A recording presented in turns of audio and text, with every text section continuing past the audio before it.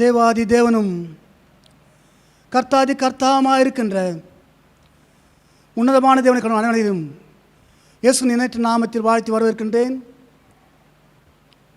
இந்த வேளையில் கூட தேவனாய் கர்த்தர் நம்ம கிருபையாய் இறங்கி இந்த வேளையில் இந்த இணையதளத்தின் வாயிலாக இந்த திருப்பணி ஆற்றும்படியாய் கிருபை செய்யும் மகாபெரு கிருபைக்காக நாம் நன்றி செலுத்துவோம். நம் தலைகளை தாழ்த்தி ஜெபம் செய்வோம். எங்கள் மீது அன்பும் இரக்கமும் கிருபை நிறைந்த நல்ல கடவுளே, இந்த நல்ல வேலைக்காக நன்றியோடு துதிக்கிற சோத்திராப்பா. கடந்த மாதம் முழுதுமாக எங்களோடு கூட இருந்து எங்களை பாதுகாத்து அரவணைத்து ஆஸ்வதித்து எங்களை மேன்மைப்படுத்தி ஆண்டவரே எங்களை பாதுகாத்து கொண்டதுக்காக நன்றியோடு துதிக்கிற சோத்திராப்பா. இந்த மாதத்தின் முதலாவது வாரத்தை நாங்கள் காணும்படியாய் கிருபை செய்த மகாபெரு கிருபிக்காக ஸ்தோத்திரம்ப்பா. ஆண்டவரே, பல விதமான இன்னல்கள் மத்தியிலே தேவனாய கர்த்தாவே, இந்த உலகம் சூழ்ந்திருக்கின்ற வேளையில் எங்களை இந்த சூழல் மத்தியில் எங்கள் பிரித்தெடுத்து எங்களை பாதுகாத்து அரவணைத்து எந்த விதமான ஆபத்து விபத்து நாசம் மோசம் எங்களுக்கு ஏற்படாமல் பாதுகாத்து ஆண்டவரே, இந்த வேலை கொடுத்த கிருபிக்காக நன்றியோடு துதிக்கிற சோத்திராப்பா. அன்பின் ஆண்டவரே, இதில் நல்ல சுகம்பல ஜீவனை கொடுத்து பாதுகாத்து வருவதற்காக மீண்டுமாக துதிக்கிற சோத்திருக்கிறோம். ஆண்டவரே, உலகத்தில் ஏற்பட்டுக்கின்ற இந்த அசாதாரண சூழ்நிலைக்காக ஜெபிக்கிறேன். ஆண்டவரே அப்பா, இந்த கொரோனா வைரஸ்னால் பாதிக்கப்பட்டுக்கின்ற மக்களுக்காக நான் மீண்டும் ஜெபிக்கிறோம். ஆண்டவரே, எல்லா நாடுகளும் இதில் பாதிக்கப்பட்டுக்கின்றதப்பா. பல விதமான அநேக மக்கள் தன் இன்னுயிரை ஈந்திருக்கின்றார்கள். ஆண்டவரே, பாதிக்கப்பட்டுக்கின்றார்கள். எல்லாரையும் நீ பாதுகாத்து ஆண்டவரே, இனி இப்படிப்பட்ட சூழ்நிலை ஏற்படாதவனை நீ பாதுகாத்து ஜெபிக்கிறாப்பா. அன்பின் ஆண்டவரே, இந்த சூழல் மத்தியில் எங்களை பாதுகாத்து கொண்டதுக்காக நன்றி தெரிவிக்கிறேன். காத்துக்கொள்ள வேண்டி நடத்தலாம்ப்பா. இந்த நாளுக்குரிய ஆஸ்வாதனை எப்படி காத்துக்கொள்ளும் ஆண்டவரே. இந்த மாதம் முழுதுமாக ஒரு ஆஸ்வாதமான மாதமாக எங்கள் உலக கிருபை செல்லும். நாங்கள் சிந்திக்கிற சிந்தனைகள் செயல்பாடுகள் அனைத்தையும் நீர் பொறுப்படுத்திக் கொண்டு ஜெபிக்கிறேன். காத்துக்கொள்ளும் பலப்படுத்தினப்பா. எல்லாவற்றையும் இயேசு நாமத்தில் ஜீவனுள்ள பிதாவே, ஆமேன் ஆமேன். ஆராதனைக்கு ஆரம்பமாக நம் அனைவரும் கிறிஸ்தவ கீர்த்தனை எண் 4வது பாடலை பாடுவோம். சீர்திரிய விவஸ்தை நமோ நமோ நின் திருவடிக்கே நமஸ்தே நமோ நமோ என் பாடலை அனைவரும் சேர்ந்து பாடுவோம்.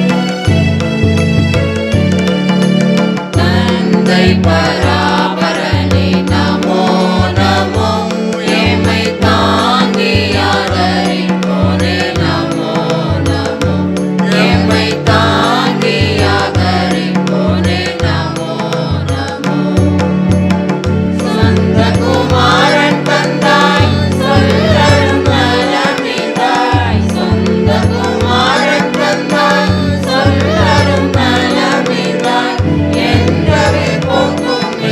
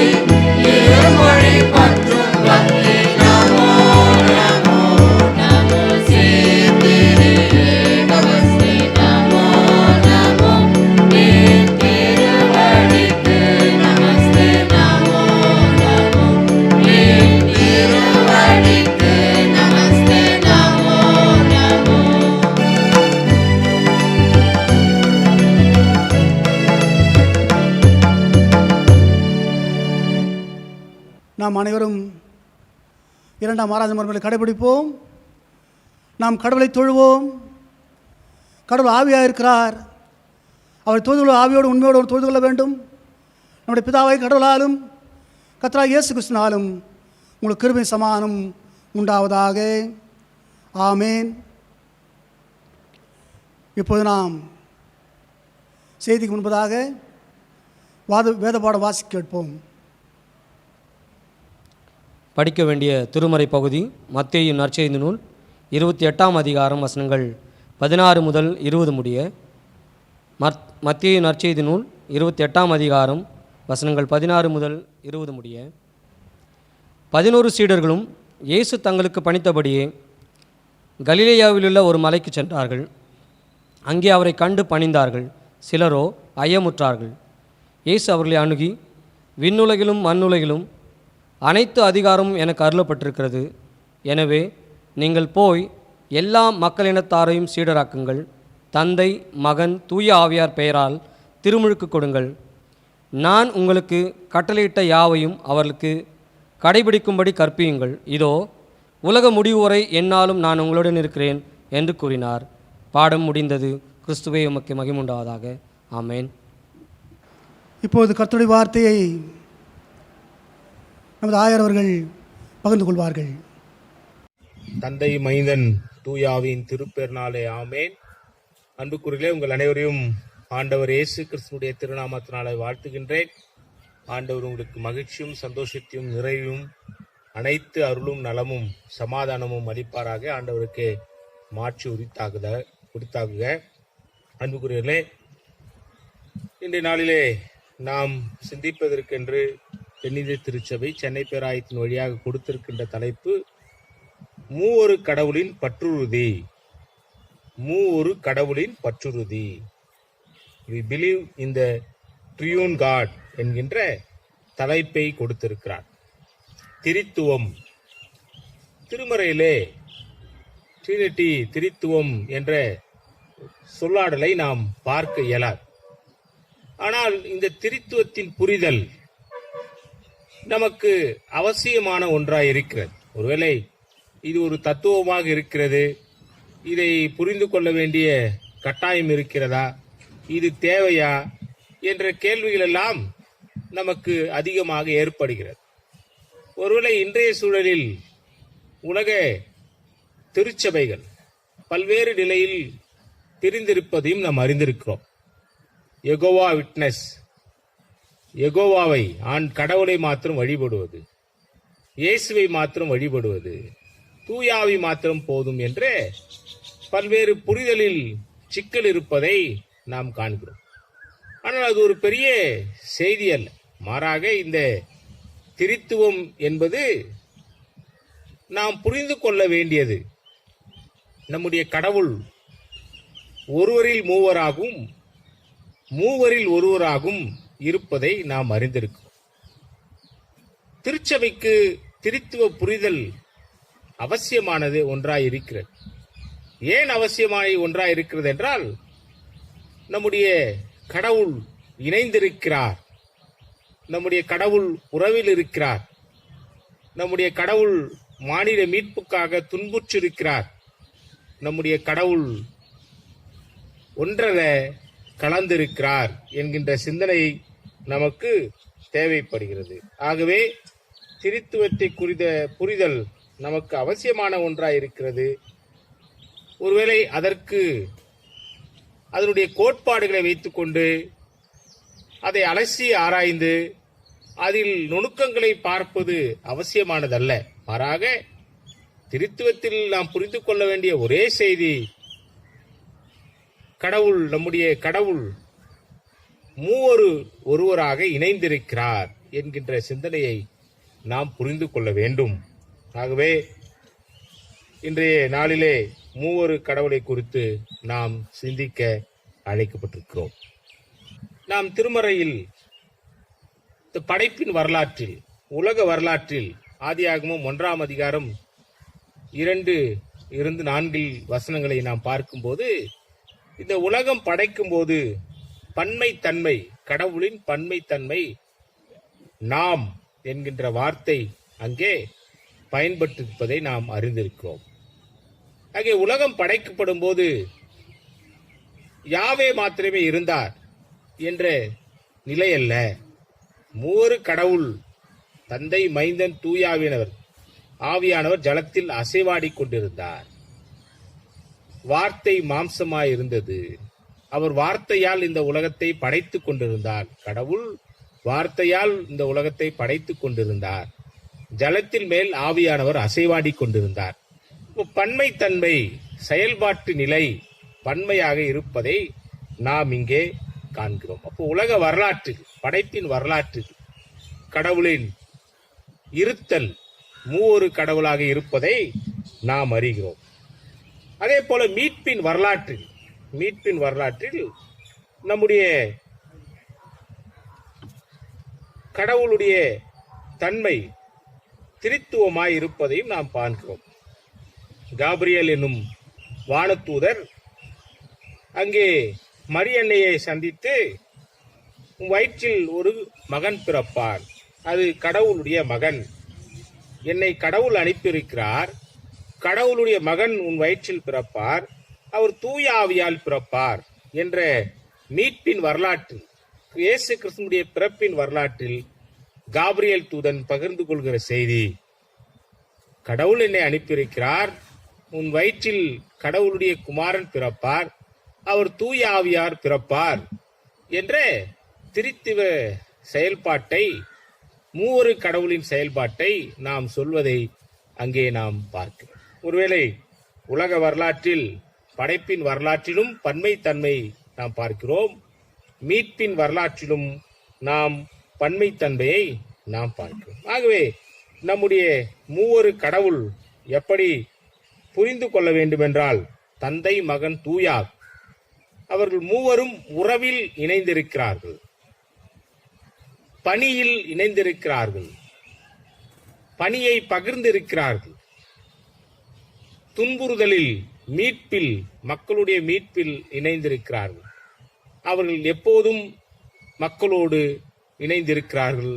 அவர்கள் வழியாக நமக்கு கற்றுத்தருகிற செய்தி, நாம் அனைவரும் இணைந்திருக்க வேண்டும் என்கின்ற செய்தியை அவர் கற்றுத்தருகிறார்.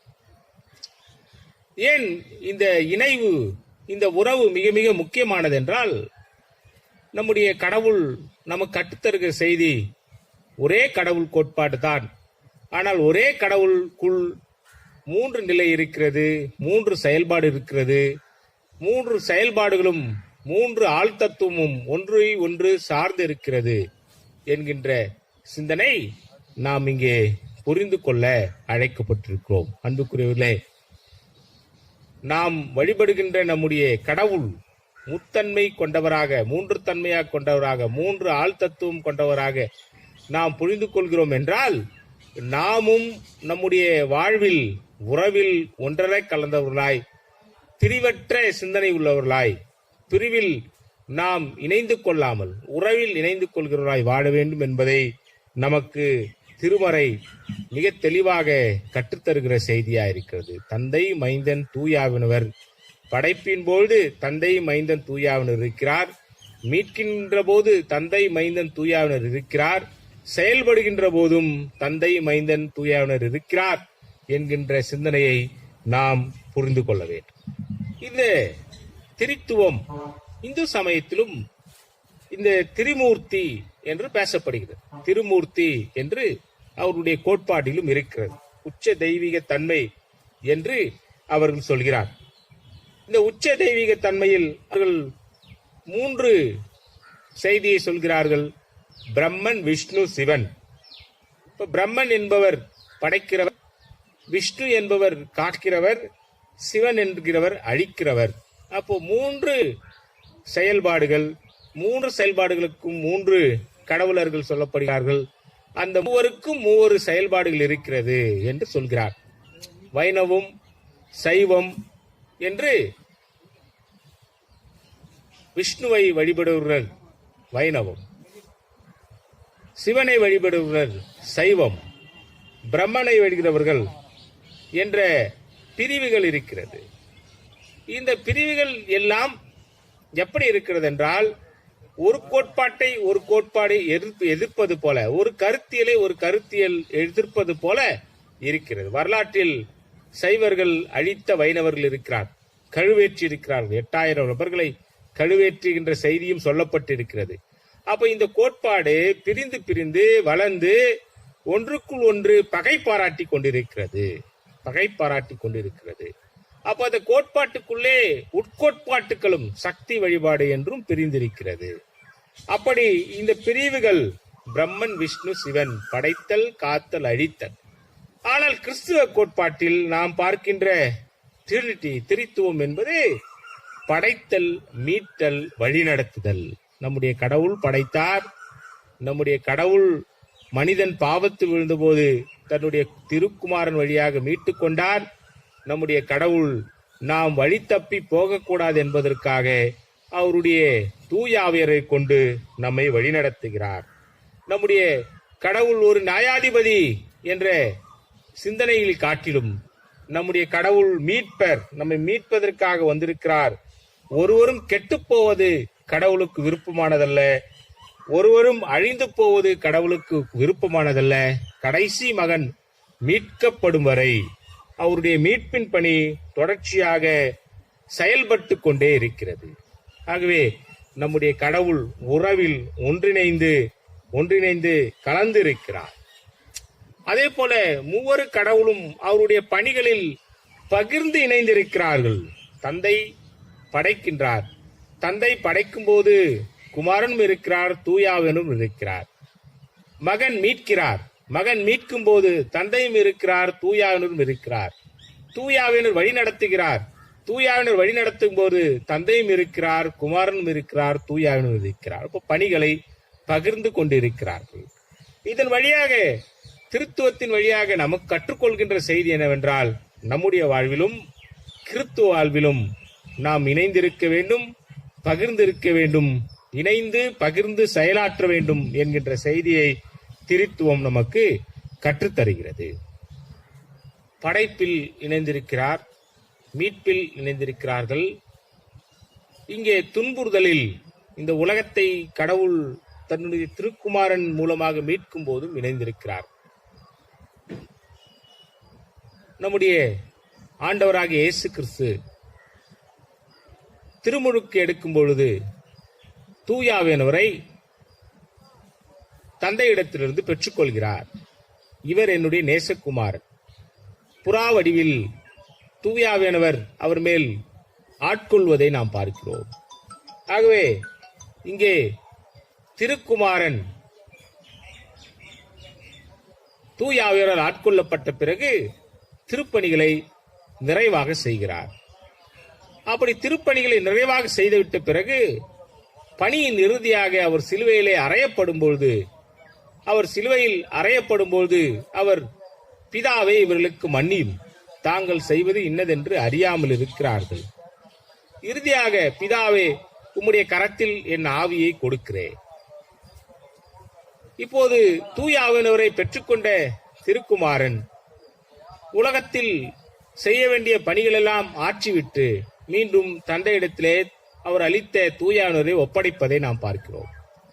அந்த ஒப்படைப்பு பெந்தகோஸ்து நாளிலே மாந்தர் அனைவர் மேலும் பகிரப்படுகின்ற செய்தியும் நாம் பார்த்திருப்போம். அவர் துன்புறுதலில், ஆகவேதான் யோவான் நற்செய்தியாளரிடத்தில் அவர் பதிவு செய்யும் போது மிக அழகாக பதிவு செய்வார். பிதாவே, நீர் என்னில் இருப்பதை மக்கள் உணர்ந்து கொள்ள வேண்டும் என்பதற்காய் அவர்களிலும் நீர் இரும், நான் உம்மிலும் நீர் என்னிலும் இவர்கள் நம்மிலும் இணைந்திருக்க வேண்டும் என்று திருக்குமாரன் இறைமகன் தன்னுடைய கடவுளிடத்தில், தந்தையிடத்தில் பகிர்ந்து கொள்கின்ற செய்தியை நாம் பார்க்கிறோம். அப்படியாக நாம் திருமறை நமக்கு சொல்லித் தருகின்ற செய்தி, இங்கே துன்புறுதலிலும் இணைந்திருக்கிறார். துன்புறுதலிலும் இணைந்த கோட்பாட்டை, இணைந்த சிந்தனையை நாம் பார்க்கிறோம். ஆகவே திருமறையில் நாம் பார்க்கின்ற நம்முடைய கடவுள் நமக்கு சொல்லித் தருகின்ற அடிப்படை செய்தி, எப்போதும் இணைந்திருங்கள், எப்போதும் உறவில் ஒன்றர கலந்திருங்கள். ஒன்றர நீங்கள் இணைந்து கலந்து உறவில் மையப்படுத்தி உங்கள் வாழ்வை அமைத்துக் கொள்ளுங்கள். ரொம்ப பெரிய செய்தி கிடையாது. திருமறை நமக்கு சொல்கின்ற அடிப்படை செய்தி, மையமான செய்தி, உறவில் ஒன்றிணைந்து செயலாற்றுங்கள் என்கின்ற செய்தியை தான் நமக்கு திருமறை சொல்லித் தருகிறது. வேறொன்று முக்கியமான விஷயமும் கிடையாது. ஆண்டவராக இயேசு கிறிஸ்து ரொம்ப அழகா எளிமையா சொல்லுகிறார், உன்னை நேசிப்பது போல பிறர் நேசி. இப்ப திருமறை நமக்கு மீண்டும் மீண்டும் கற்றுத்தருகிற செய்தி, ஒருவருக்கொருவர் அன்பாயிருங்கள், ஒருவருக்கொருவர் இணைந்திருங்கள், ஒருவருக்கொருவர் உங்கள் அன்பையும் பாசத்தையும் பகிர்ந்து கொள்கள் என்ற செய்தியை நமக்கு திருமறை சொல்லித் தருகிறது.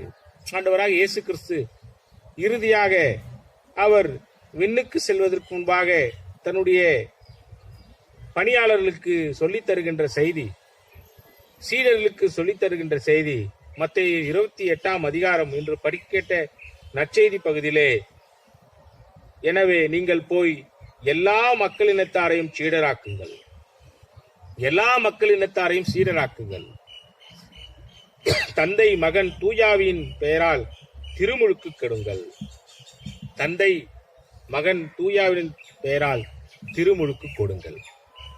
நம்முடைய சீரத்துவத்தின் மையம் என்னவென்றால், ஆண்டவராக இயேசு கிறிஸ்துவை நாம் ஏற்றுக்கொண்டோம், அவர் காட்டின அன்பின் வழியிலே நாம் பயணிக்கிறோம். அந்த அன்பின் வழியில் பயணிக்கின்ற நாம் இந்த பயணத்தில் அனைத்து மக்களையும் இணைத்துக் கொள்கிறோம். எல்லா மக்களுக்கும் நற்செய்தி அறிவியுங்கள், எல்லா மக்களுக்கும் நற்செய்தி அறிவியுங்கள், தந்தை மைந்தன் தூயாவினர் திருப்பெயராலே திருமுழுக்கு கொடுங்கள் என்று கற்றுத்தந்திருக்கிறார். அன்புக்குரியவர்களே, இன்றைய திருமுழுக்கு ஞானஸ்தானம், இதிலும் பல்வேறு பிரிவுகள், பல்வேறு சிக்கல்கள் உருவாக்கப்பட்டிருக்கிறது. நாம் அறிந்திருக்கிறோம். ஞானஸ்தானம் கொடுக்கிறது எங்க எடுக்கிறது? தெளிப்பு ஞானஸ்தானம் ஓணுமா, முழுக்கு ஞானஸ்தானம் ஓணுமா? எங்களுக்கு தெளிப்பு ஞானஸ்தானம் ரொம்ப பெருசா படல. குழந்தையில நாங்க ஞானஸ்தானம் எடுத்தோம், நாங்க வளர்ந்துட்டோம், இப்ப எங்களுக்கு முழுக்கு ஞானஸ்தானம் ஓணும். இன்னும் கொஞ்சம் பார்த்தோம்னா அநேகர் சொல்கின்ற செய்தி, யோர்தான் நதியிலே தான் ஞானஸ்தானம் கொடுக்கப்பட்டது, ஆகவே நதியிலே ஞானஸ்தானம் பெற்றுக்கொள்ளலாம். அதுவும் ஒரு கூட்டம் இருக்கிறது. உங்களை எருசலேமுக்கே அழைத்து சென்று அங்கேயே ஞானஸ்தானம் கொடுப்பதற்கும் ஒரு கூட்டம் இருக்கிறது. நம்முடைய திருமறை சொல்கின்ற மைய கருத்துக்களை விட்டுவிட்டு அதில் இருக்கின்ற சிறு சிறு கருத்துக்களை பிடித்துக் கொண்டு அதுதான் முக்கியமானது என்று பேசுவது ஒரு சரியான புரிதல் அல்ல. திருமறை அன்புமயமான ஆண்டவருடைய வார்த்தை சொல்லுகின்ற வாழ்வியல் புத்தகம். இந்த வாழ்வியல் புத்தகம் நமக்கு தொடர்ச்சியாக சொல்லித் தருகின்ற செய்தி, நீங்கள் எப்போதும் இணைந்திருங்கள், நாங்களும் இணைந்திருக்கிறோம். நீங்கள் எப்போதும் உறவில் கலந்திருங்கள், நாங்களும் உறவில் கலந்திருக்கிறோம். நீங்கள் எப்போதும் பணியிலே பகிர்ந்து வாழுங்கள், நாங்களும் பணியிலே பகிர்ந்து வாழ்கிறோம். உங்களை மீட்பதற்காக நாங்கள் ஒன்றிணைந்து மீட்டுக் கொண்டோம், நீங்களும் பிறரை மீட்பதற்காக ஒன்றிணைந்து தொடர்ச்சியாக செயலாற்றுங்கள். ஒருவேளை இன்று திருச்சபைக்குள் பல்வேறு பிரிவுகள், திருச்சபைக்கு வெளியே பல்வேறு பிரிவுகள், இன்று எத்தனை டினாமினேஷன், எத்தனை திருச்சபை, எத்தனை சிறு சிறு ஆலயங்கள், இவற்றுக்கெல்லாம் ஒரே சித்தாந்தமும் ஒரே சிந்தனையும் இல்லாமல் போனதினால்தான் இன்று மிக விரைவிலே எல்லோரையும் சீராக்க முடியாத சூழல் இருக்கிறது. நாம் கிறிஸ்துவத்துக்குள்ளே ஒருவரை கொண்டு வந்து வைத்தால் அவர்களை குழப்பி, இது கிடையாது அதுதான் கிறிஸ்தவம், அவங்க சரியா சொல்ல நாங்க சரியா சொல்றோம், ஞானஸ்தானம் இது சரியில்லை அது சரியானது என்று குழப்புகின்ற ஒரு செயல்பாடு. அன்புக்குரியவர்களே, நாம் மிக தெளிவாக புரிந்து கொள்வோம். திருத்துவம் கற்றுத்தருகிற செய்தி, மூவரு கடவுள் ஒன்றிணைந்திருக்கிறார், நாமும் ஒன்றிணைந்திருப்போம். மூவரு கடவுள் பணியிலே பகிர்ந்து இருக்கிறார்கள், நாமும் நம் வாழ்வில் எப்போதும் பகிர்தலை மையப்படுத்தி வாழ்வோம். மீட்பதிலே மூவரு கடவுள் இணைந்து மீட்கிறார்கள், நாமும் இணைந்து பிறரை மீட்போம். அன்புக்குரிய சகோதர சகோதரிகளே, நம்முடைய ஆண்டவர் நல்வாழ்வை நமக்கு அளித்திருக்கிறார். ஒருவேளை இந்த திருத்துவ கோட்பாடு இதனுடைய மையப்பொருள் நோக்கி பயணிக்க வேண்டும் என்றால் உறவு என்பதுதான் இதனுடைய மையமாக இருக்கிறது. எந்த பகுதியை நீங்கள் திருப்பி பார்த்தீர்கள் என்றால் அதில் இறுதியாக முடிக்கின்ற ஒரு பகுதி உறவு, முதிக்கிற சிந்தனை உறவு. இந்த உறவை மையப்படுத்தி நம் வாழ்வை நாம் அமைத்துக் கொள்வோம். உறவுகளை பேணி பாதுகாப்போம். உறவுகளை போற்றுவோம். உறவுகளை மதிப்போம்.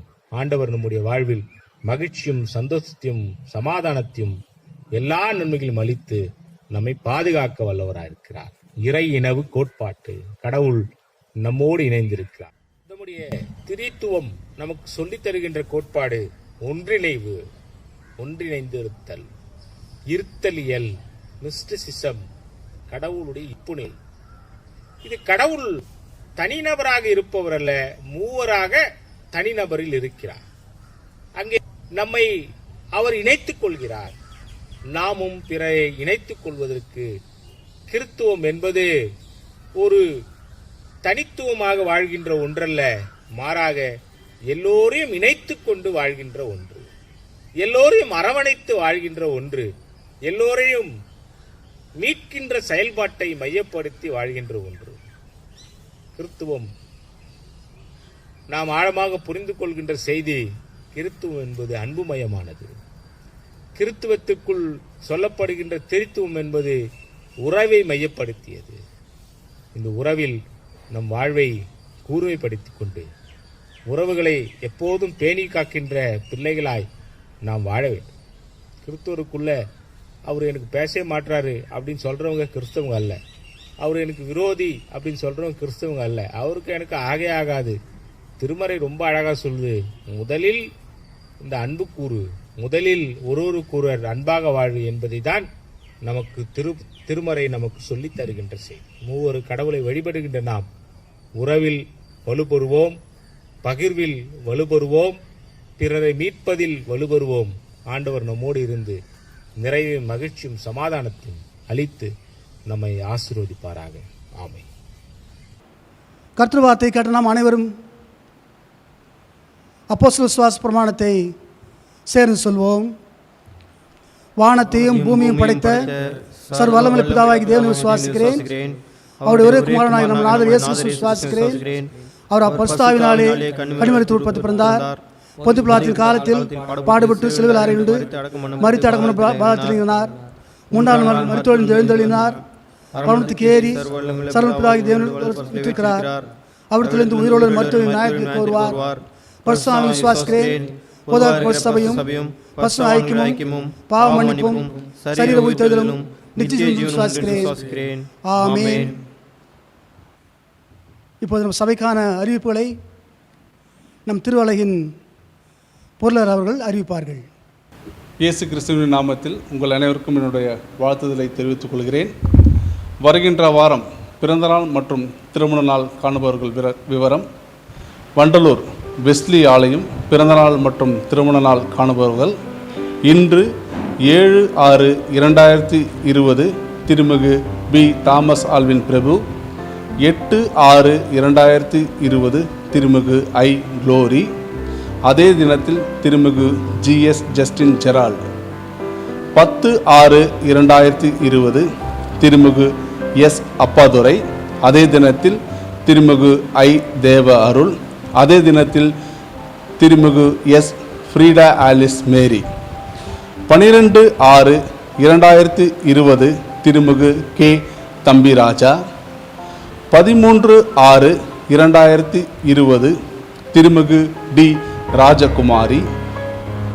ஓட்டேரி தூய பேதுரு ஆலயம் பிறந்தநாள் மற்றும் திருமண நாள் காணுபவர்கள்: இன்று 7/6/2020 திருமிகு பியோலா பிரபா, 8/6/2020 திருமிகு ராதிகா ஏஞ்சலின், 10/6/2020 திருமிகு தேவ கிறிஸ்டபர், அதே தினத்தில் திருமிகு ஜீன் சாலமன் சுஜா, 11/6/2020 திருமிகு சேத்தன்பு, அதே தினத்தில் திருமிகு ஜாக்கலின் எஸ்தர் ராணி, அதே தினத்தில் திருமிகு ஜெபப்பிரபா, 12/6/2020 திருமிகு செல்லதுரை, அதே தினத்தில் திருமிகு லீமா ரோஸ்லின். திருமண நாள் காணுபவர்கள்: இன்று 7/6/2020 திரு செல்லதுரை திருமதி சுதாமதி தம்பதியினர், மேலக்கோட்டையூர் கிறிஸ்துநாதர் ஆலயம், இன்று 7/6/2020 திருமிகு டேனியல். 10/6/2020 திருமிகு ஜி ஏஞ்சல் பிரியா. அதே தினத்தில் திருமிகு ரேச்சல் கவிதா.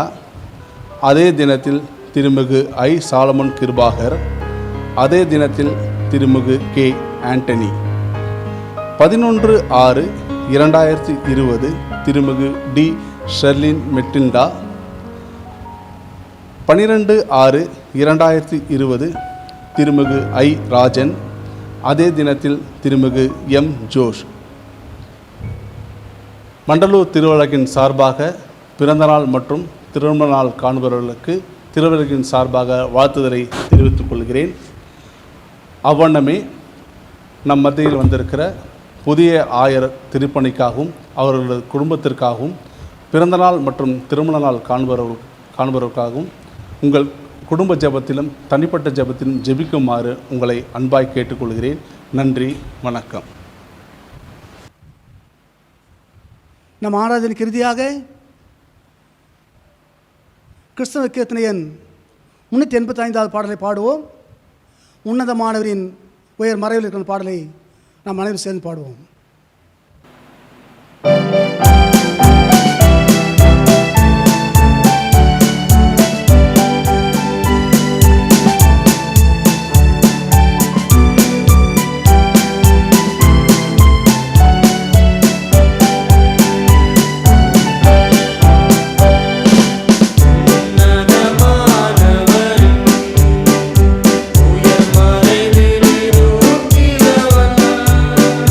ச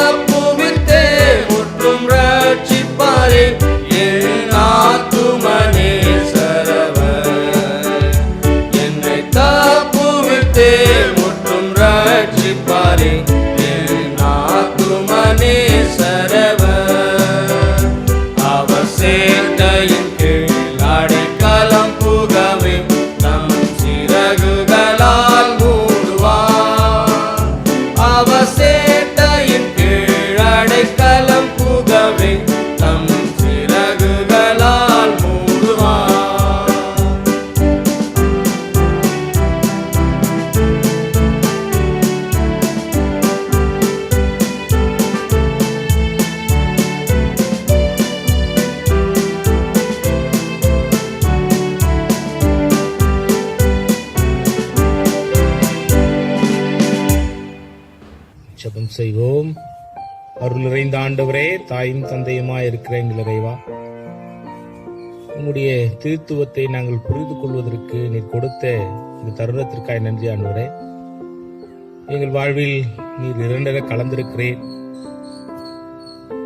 ஆண்டவரே. எங்கள் வாழ்வில் மையமாகும், எங்கள் வாழ்வை வழிநடத்துகிறவராகவும், எங்கள் வாழ்வை அறுதியிட்டு அழைத்துச் செல்கின்ற ஆண்டவராகவும் இருக்கிறீர். அதற்காக நன்றி கர்த்தா. ஆண்டவரே, எங்களுடைய குடும்பத்திற்காய், எங்களுடைய பிள்ளைகளுக்காய், எங்களில் இருக்கின்ற பெரியவர்களுக்காய் ஜெபிக்கிறோம். எல்லோருக்கும் நிறைவான வாழ்வையும், மகிழ்ச்சியான வாழ்வையும், சந்தோஷமான வாழ்வையும், சகோதரத்துவமான வாழ்வையும், அனைத்து ஆசீர்வாதங்களும் பெற்றுக்கொள்கின்ற வாழ்வாகவும் அமைவதற்கு நீர் அருள்தார். நாங்கள் உம்மை எப்போதும் மையப்படுத்துகிறவர்களாய், உமக்காக எங்கள் வாழ்வை அர்ப்பணித்தவர்களாய் வாழ்வதற்கு நீர் கற்றுத்தார். ஆண்டவரே, எங்கள் தேவைகளை எப்போதும் நீர் சந்தித்து வழி நடத்துகிறேன். ஆண்டவரே, நாங்கள் எங்கள் தேவைகளில் பூர்த்தி அடைந்து, ஆண்டவரே, நாங்கள் பிறர் தேவையும் யோசிக்கிறவர்களாய் இந்த கொரோனா தொற்றினால் பாதிக்கப்பட்டு துன்புற்றிருக்கிற மக்களுக்காய் ஜெபிக்கிறோம். விரைவிலே உம்முடைய கிருபையினால், இரக்கத்தினால் மக்களை மீட்டு காத்து, ஆண்டவரே, நோயற்ற ஒரு சமூகமாக உருவாக்கப்பட அருள்தார். ஒருவேளை ஆண்டவரே, தவறுகளை செய்தோரை மன்னித்து, ஆண்டவரே, இந்த தவற்றின் வழியாக லாப நோக்கோடு செயலாற்றுகிறவர்களுக்கெல்லாம் அவருடைய சிந்தனைகள் எல்லாம் நீர் மாற்றி, அன்புமயமான சமூகத்தை நீர் உருவாக்கி, ஒருவருக்கொருவர் அன்பிலே தழைத்து செழித்திருக்க நீர் அருளையும் ஆசீர்வாதத்தையும் தந்தோம். ஆண்டவரே, இந்த பணியிலே, மருத்துவ பணியிலே இணைந்து செயலாற்றுகின்ற மருத்துவர்கள், செவிலியர்கள், பாதுகாப்பு பணியிலே செயலாற்றிக் கொண்டிருக்கிற துப்புரவு தொழிலாளர்கள், காவல்துறை நண்பர்கள் மற்றும் அரசு அதிகாரிகள், ஆளுகின்றவர்கள் எல்லோருக்கும் நல்ல பலத்தையும் சுகத்தையும் வழிநடத்தி வைத்தார். எல்லோருக்கும் எல்லா நன்மைகளும் கிடைக்கப் பெறுவதற்கு நல்ல திட்டங்களை வகுக்கவும், தேவையற்ற அரசியல் சண்டைகளை மையப்படுத்தி மக்களை பிளவுபடுத்தாமல், ஆண்டவரே, எல்லோருக்கும் நல்ல எண்ணத்தோடு செயலாற்றுவதற்கான ஆற்றலை அளித்து நீ வழிநடத்த எங்கள் வண்டலூர் திரு அலகிலே இணைந்திருக்கிற திருச்சபைகள், திருச்சபை இறை மக்கள், அவர்களுக்கு வேண்டி நல்ல சுகத்தையும் பலத்தையும் வழிநடத்தி தார். நாங்கள் மிக பாதுகாப்பாக இருக்க நீர் அருள்தார், கவனமாக இருக்க நீர் அருள்தார். எல்லோருக்கும் நல்வாழ்வை எங்களால் முடிந்த செயல்பாடுகளை, முடிந்தவற்றை பகிர்ந்து கொள்வதற்கான வழிநடத்தியும் தந்தது. அனைத்தையும் இறைவன் இயேசு கிறிஸ்து வழியாய் ஜெபிக்கிறோம் எங்கள் பெற்றோராம் கடவுளே, ஆமென். என் ஆத்துமாவே கர்த்தரை ஸ்தோத்திரி, என்னுடைய பரிசுநாமத்தை ஸ்தோத்திரி. என் ஆத்துமாவே கர்த்தரை ஸ்தோத்திரி, அவர் செய்த சகல நன்மைகளையும் என்னாலும் மறவாதே. ஆமென். நமது ஆண்டவராகிய இயேசு கிறிஸ்துவின் கிருபையும், தாய் தந்தையா கடவுளுடைய அன்பும், தூயாடு வழிநடத்தலும் துணை இருக்கும் நம் அனைவரோடு இன்றும் என்றும் எல்லா காலமும் தங்கி தெரிப்பதாக. ஆமென். கர்த்தர் உங்களோடு இருப்பாராக, அவர் ஆவியோடு இருப்பாராக. சமாதானத்தோட சென்று வாருங்கள், கர்த்தருடைய நாமத்தினாலே. ஆமென். ஆண்டவர் உங்களை ஆசீர்வதிப்பாராக. ஆமென்.